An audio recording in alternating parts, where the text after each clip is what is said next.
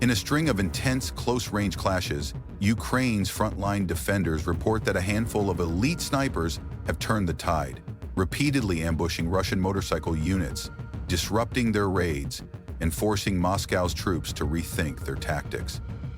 It's a stark reminder of how precision firepower can reshape the battlefield in today's fast-moving war.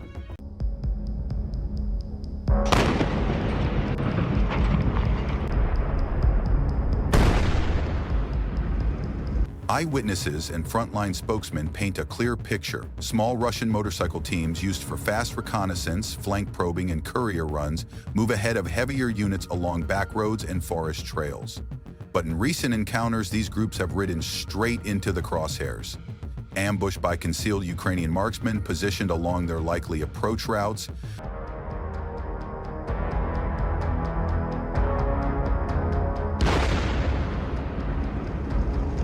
according to Ukrainian sources, the results have been decisive. Advance elements neutralized, enemy movements delayed, and a growing sense of caution spreading through Russian patrols. Motorcycles, and the small squads that ride them, remain a tempting asset for commanders seeking speed, flexibility, and access to terrain impassable to heavier vehicles. On the battlefield, they excel at scouting, relaying messages, and exploiting sudden gaps along the front.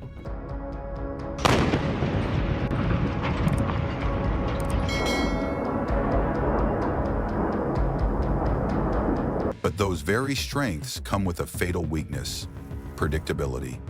The riders tend to move in small formations along narrow routes, with minimal armor and limited cover fire. In the maze of rural roads and forest tracks, that consistency becomes a liability. For concealed defenders, especially trained snipers, it creates the perfect window to observe, strike, and vanish before the enemy can react.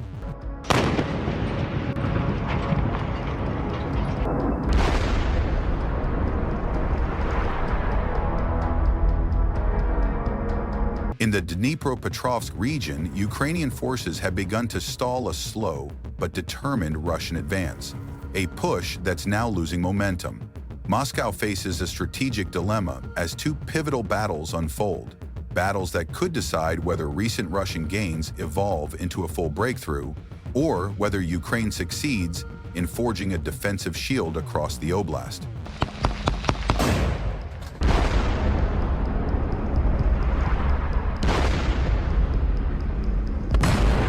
Here, Ukrainian counterattacks have begun to stall a slow but persistent Russian advance, forcing Moscow to reconsider its east-to-west drive. The struggle now centers on two critical battles, clashes that will determine whether Russia can turn its gains into a true breakthrough, or if Ukrainian forces can forge a defensive shield across the open fields of a new oblast.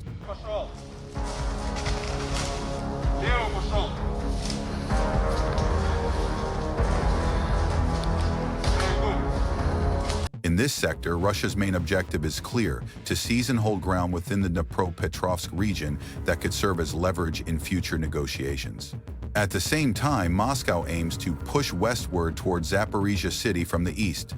Capturing key villages and staging areas along the administrative border would allow Russian leaders to claim momentum, redraw maps for political advantage, and prepare the ground for deeper mechanized thrusts should Ukrainian defenses give way.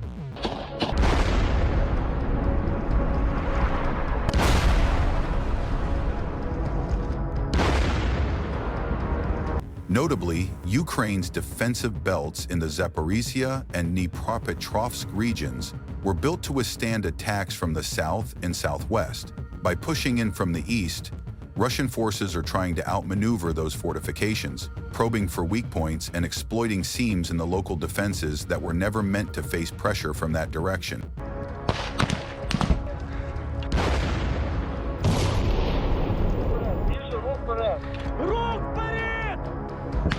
Yet, despite their efforts, Russian forces have advanced only about 6 kilometers in a month, a pace quicker than in other sectors, but still far below the speed required for an operational breakthrough.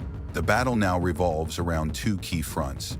In the north, the fight for Zelenyi Hai has dragged on for months, a grinding contest where Russian troops repeatedly hurl themselves against the village, seeking to secure a foothold that could serve as a springboard for further assaults.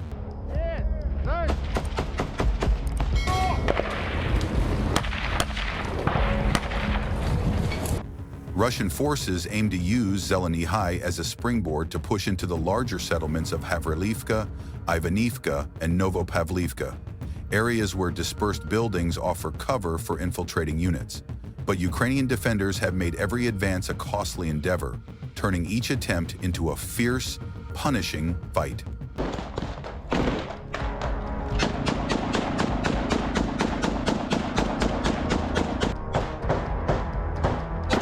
Geolocated footage reveals Ukrainian assault and mechanized units carrying out relentless clearing operations through surrounding woodlands and hedgerows. Swift, violent counter-assaults are paired with constant drone reconnaissance, allowing defenders to locate enemy troops and small infiltration teams before they can regroup or consolidate.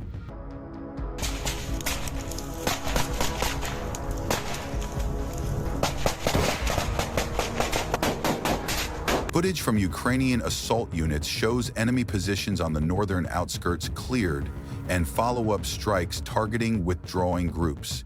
Ukrainian forces maintain a relentless cycle, exposing Russian probes, engaging them, and neutralizing every attempt to gain a foothold.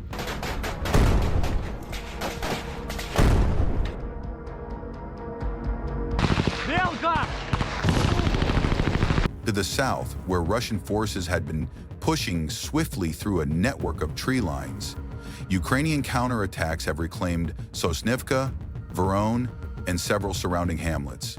Each assault was preceded by a coordinated, intense artillery barrage designed to suppress and destroy Russian infantry exposed in the open.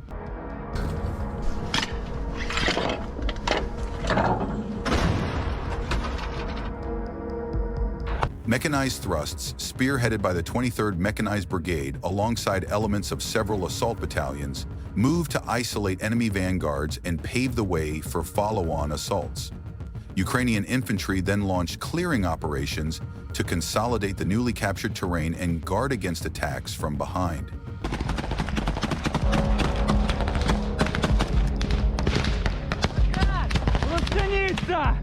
Unit footage from the 23rd Mechanized Brigade captures villages being methodically cleared, Ukrainian flags raised as control is re-established with minimal losses.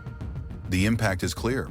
Russian efforts in the sector have been blunted, and enemy forces have withdrawn from surrounding areas to reassess their approach.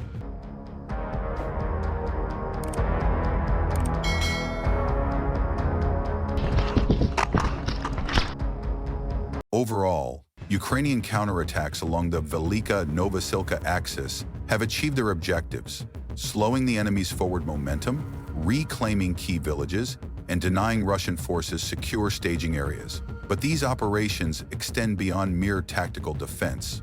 They have bought Ukrainian forces, especially drone units, the critical time needed to establish positions and launch their own operations.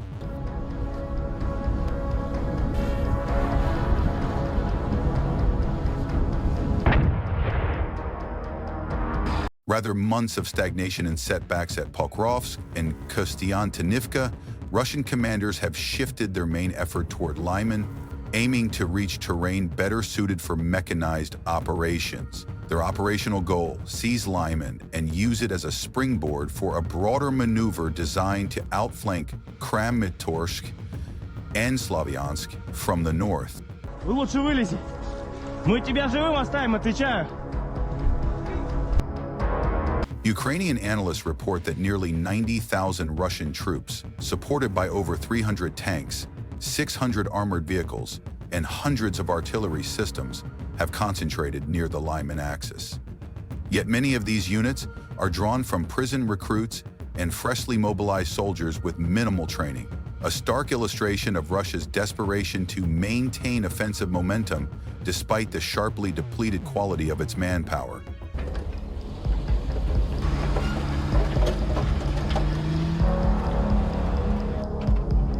2. Capture Lyman. Russia is mounting a multi-pronged offensive aimed at encircling Ukrainian positions from multiple directions simultaneously. Strikes northwest near Shandriholov, northeast through Kolodiachis, east via Zarichne, and southeast toward Yapil and the Sviti Hori forest are not isolated probes. They are part of a coordinated operational plan.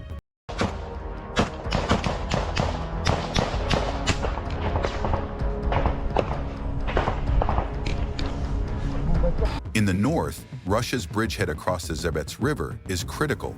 Engineers are racing to construct pontoon bridges to move armor across. If reinforced, this position could allow Russian forces to outflank Lyman from the northwest and sever supply lines from Izuzum. Meanwhile, through Kolodozi, Russian units could gain a direct axis of assault on the town itself, if they manage to break through Ukrainian defenses.